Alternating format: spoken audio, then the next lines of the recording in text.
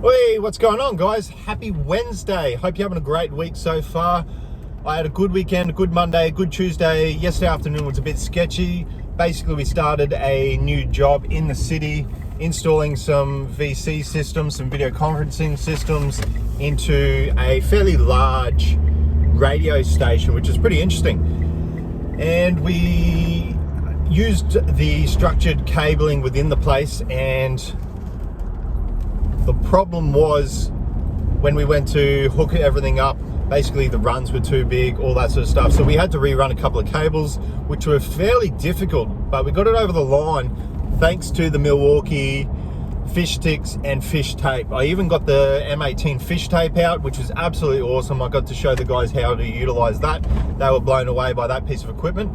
But yeah, pretty good day. And today I'm not really sure. I think I'm just doing a couple of random bits and pieces around the place, so that should be good. But today I wanted to talk about labor hire. So if you guys don't know what labor hire is, it is basically another company that has all the labor. They have all the apprentices, they have all the tradesmen, and the trade company, so the electrical company, will contact them and they will utilize their workers on site, and they can get rid of them at any time without making them redundant. So an example of this, which is a good example, would be on a large electrical site or a large construction site. Maybe you need, let's say 30 guys, 30 apprentices, 30 tradesmen. So you will contact the labor hire company, say I want 30 guys, and they will send them out. And at the end of the job, instead of making them redundant and paying large amounts of money to them, and they won't have any work, they just go to another job, which sounds great. And in theory it does work that way a lot of the time. So I'm not saying labor hire is all bad, but from what I've seen over the years, and this is 14 years worth of experience in the industry, I was lucky enough to avoid labor hire, if you want to see it as lucky.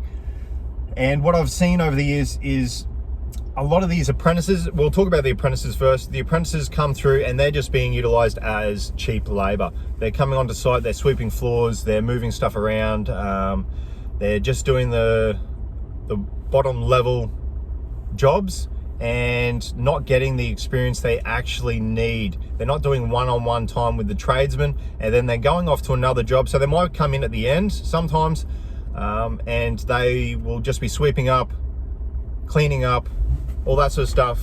The job finishes, then they go to the next job, same thing, they're just sweeping up. And the labor hire companies don't seem to be stepping in and controlling where they're going and what they're actually doing, which is sort of out of their hands to an extent. But I think they need to be more onto this so that they get the experience. And what the other problems are that I've seen from these labor hire companies, and you guys let me know if I'm wrong, but this is what I've heard from a lot of other guys, is that they have their own exams. So it used to be just one government exam. You'd have to go to TAFE or college to do that, and you would have to complete that to become a tradesman, and it's to a certain level. With the labor hire companies, they have their own exams, and they're the ones that are saying whether they're competent or not. I don't know how rigorous it is, but I do know that they used to at least get $10,000 to $15,000 per apprentice that would become tradesmen. So now they have an incentive to push these apprentices through, and it's just not an overall good system from what I can see. And the results of this, we have actually seen a lot of guys that don't know what they're doing. I've had quite a few apprentices come up to me that are fourth years, about to become tradesmen, and they're really worried about turning tradesmen because they just don't know a lot of the safety stuff, a lot of the testing, and just some of the general knowledge, how to do 413s, GPOs, two-way switches, how to do a switchboard, just testing. Testing's a massive one. If they're not competent in testing, then I just don't know how they will survive in the field. So yeah, these guys are coming through, turning tradesmen and bringing down the overall quality in the trade, which isn't great for safety and just the overall job. So then we move into the tradesman, which is becoming more utilized within Brisbane. So it's only been the last few years that it's really started to creep up, and I'm seeing a lot of companies now, the big companies are getting rid of their full-time workers from their construction and service departments and having a skeleton crew, so only a couple of guys that they trust that are on full-time, and the rest, like 90%, are labor hire. So they're guys they don't actually know. They don't know their work, they don't know how competent they are, and it's just, I find it hard to trust the work of these guys. And it's nothing against the actual labor hire tradesmen. I've met a lot of these guys, they're absolutely great guys. A lot of them are really hard workers, and they are trying to actually get a job with these companies, which is great for them. But these companies just aren't hiring because they're going the other way. They're going full labor hire. And so when you start getting more labor hire, you're getting guys that just don't care. They're not getting what they should be paid. They're not getting the security. And for me, security is massive. If I know I've got a paycheck every single week and I'm with the same company, then I will be working harder in supporting that company, which I have done for the last 14 years. I've been really, really lucky to stay with this one company. And what I've seen with our company, I don't know how others work. A lot of the guys are over 10 years, and these guys will go above and beyond for the work and the quality so that we are one step ahead of everyone else. And that is what has separated the company from a lot of the other companies, and we get a lot of work because of this.